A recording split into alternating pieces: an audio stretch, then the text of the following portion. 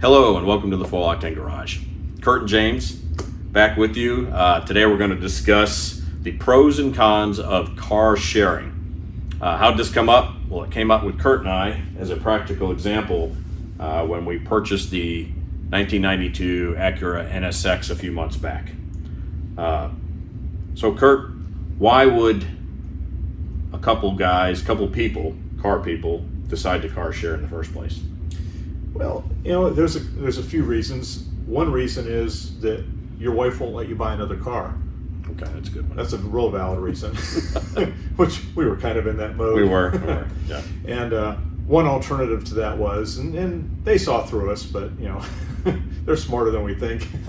But what happened was that an opportunity comes up for a vehicle, and you may not have the spare money that you really want to spend on something at the time, but it's a good financial investment, and it's also a good fun investment. And we felt that this car was kind of ticked both of those boxes. So we could have an investment collector car, we could have a little bit of fun with it, and the intent was to really flip it at some point and hopefully make a little money. So from that perspective, I believe that we're on track to do that.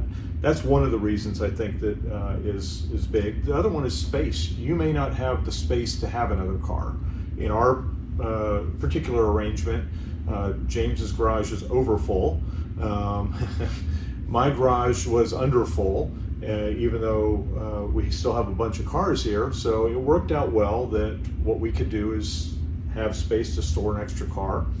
And when he wants to use the car, he leaves another one of his cars here, checks that one out, and then takes it on its way. So that's why you would car share. What we were really here to talk about now is what are the pros and cons to car sharing? What are the factors that you really need to consider when you're buying a car? It's something we didn't talk about before the video, but I think I can hit on really quickly, is unless you set up an LLC or something of that nature, generally speaking, at least in the state of Tennessee, one person buys the car. Right. So one person's going to buy it. They'll be listed as the owner. They'll also be listed on the insurance. And we could put two names on it, but it would complicate the insurance a little bit. Okay. Well, for simplicity's sake, we put it under Kurt's name. Right. But we have a written agreement that says that we're going to that we're sharing the car and list all the understandings as far as that goes. But the first thing you need to look at when you're considering to do a car share with somebody else is, who is that somebody else? How long have you known them? Are they car people? How do they take care of the cars that they've got now? Yep. What were some of the other things? The other thing is, what's their driving history? Do they have a good driving record? Do they have tickets? Do they have insurance claims? Because when I got this car insured, I had James and his wife as additional insured on the policy. And so had I gone into this arrangement and James had a DUI or a ton of tickets, I would have actually been turned down for insurance, or my insurance would have been extremely outrageous. So for now, it cost us $301 a year to insure this car as a collector car, and we can drive 6,000 miles. Can't beat that. Can't beat that. And so you got to kind of also look at the total cost of ownership and your financial capabilities of doing that. So for us, we're fortunate that aside of the YouTube channel, we could actually afford to buy this car on our own if we wanted to. If one of us wanted to out of it, we would buy each other out, and that's part of the agreement. But the other thing is that, how much does it cost from a maintenance standpoint? Because things can go wrong. I mean, a radiator just went out in this car, and we have an arrangement of how we're going to handle the maintenance of the vehicle when things do fail. We split those costs, and if they're minor things, we just don't question it. But if it's major things, we do need to kind of talk to each other and figure out how we're going to do it. You really have to have a relaxed. There's two ways to do this. You can have a spreadsheet and account for every dollar that goes on this, every drop of gas that's put in it. Or if I'm out driving the car and it needs gas, I put gas in it. You do the same thing. There's some trade-offs that we make as far as parts. You store the car at your house. There's definitely a value for that. I chip in on the parts somewhat, and we just kind of do this with the understanding that we're not counting nickels and dimes here. This car is at the end of the day an investment, but in reality it's a cool car for both of us to enjoy.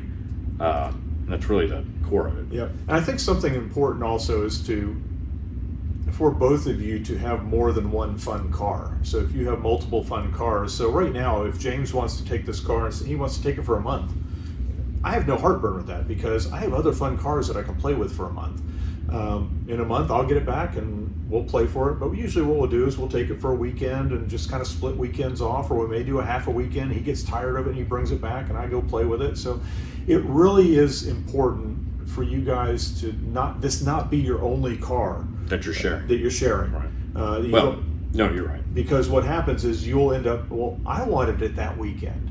And it becomes a little more of a tension in the partnership, I think, if you have just the one vehicle to play with. So what Kurt's trying to say is all of y'all should have 6 cars apiece like we do, and that really just spreads the car count out, keeps the miles down. No, the garage is a work in process, but you've got to have something else that you can drive. It's not a situation where this can't be your backup car. Yeah. If you have another car and it goes down, you can't jump in the NSX and drive it to work for the next 2 weeks because you have the mileage to consider, the maintenance and things of that nature. It is a collector car. It's a sports car, but there's a certain level of appearance that we're trying to maintain with it, and it's just not something that's not an everyday driver, and we got to treat it like that. So, and it's also important to know not only about the good driving record, but how well do they take care of their stuff, not just their car, their home, other things, because that pattern's going to follow. If they don't take good care of their daily driver and they've got trash in the floorboards, that's what's going to happen to this car. And you will not be happy if you are very anal about maintaining it and kind of keeping it clean. I think we have that same level of care, and so I don't wash it as often as you do, but but it's a lot. It's weather dependent, things like that. We both know that. It's you wash the car like you wash your own car. Sometimes the Porsche's not clean right now because we haven't washed it since it rained last time, but it'll get washed. Yeah. The true test. This is the litmus test for whether the individual you're dealing with you can share a car with or not.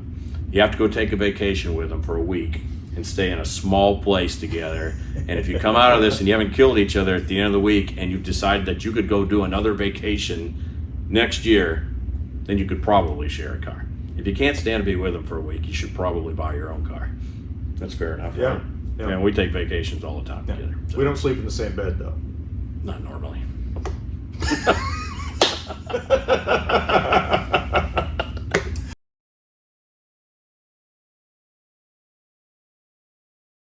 All right. The next big point, written agreement. We decided before we bought this car that we would have a written agreement. We got a basic form from some other of our friends that have car shared before, and it's more to have a written understanding so that it doesn't become an awkward topic of discussion down the road when something comes up. And it has to do with the expenses of the car, how you share the expenses of the car, the disposition of the car on a regular basis as far as how it's going to be kept and where you're going to keep it, things of that nature. But the real points are, what if something happens to one of us that we're dead, that's one, or unable to maintain the car financially, can't hang on to the car, something of that nature, or you just don't want it anymore. So the written agreement needs to touch all those bases, and there needs to be an understanding that you can pull a piece of paper out and say, this is what we said we were going to do. And it should have some end game on it. At the end of the day, this car, we won't keep this car forever, I don't think. So what will happen to the car when we're done? Generally, what our understanding is, if there's any real disagreement as far as the car is concerned, then the two of us decide that we'll liquidate the car. We'll sell the car, split whatever's in it, whatever expenses, and just walk away from the car. And we think that's the easiest way to do it.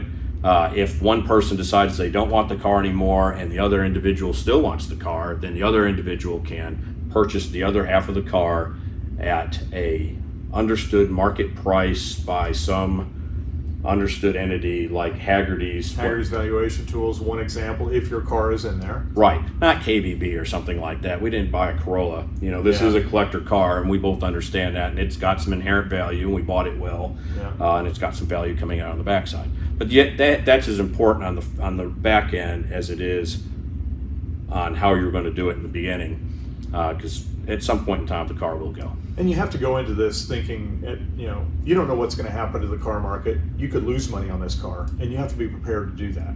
So that's one of those things that we hope we're going to make money on it. We think we will.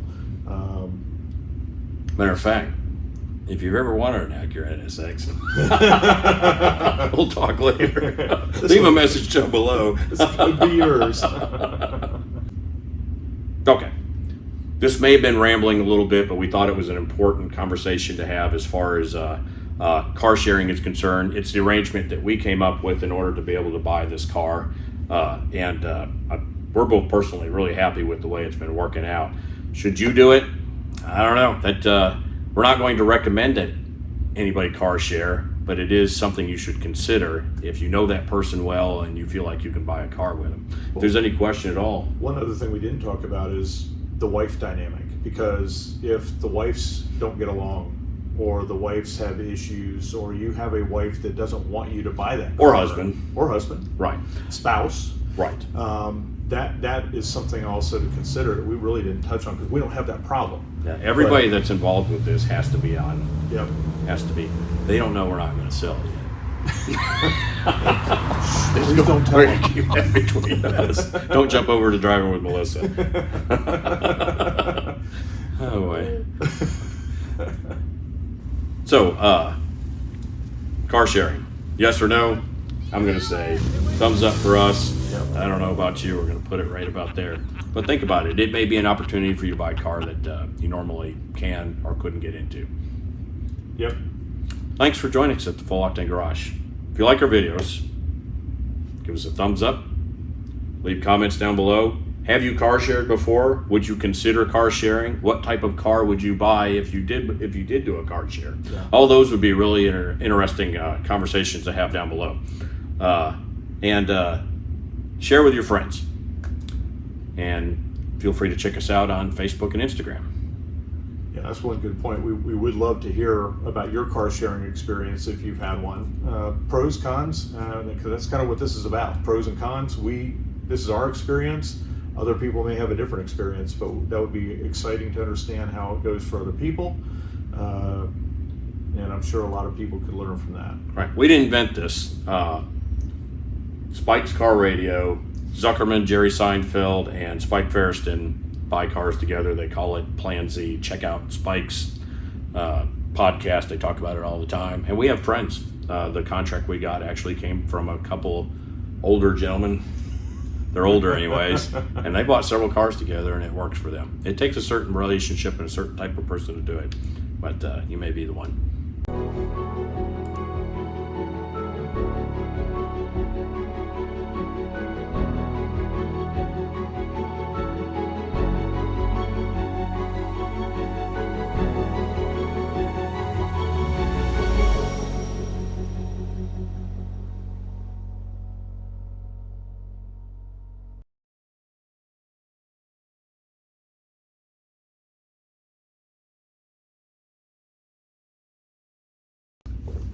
Rolling.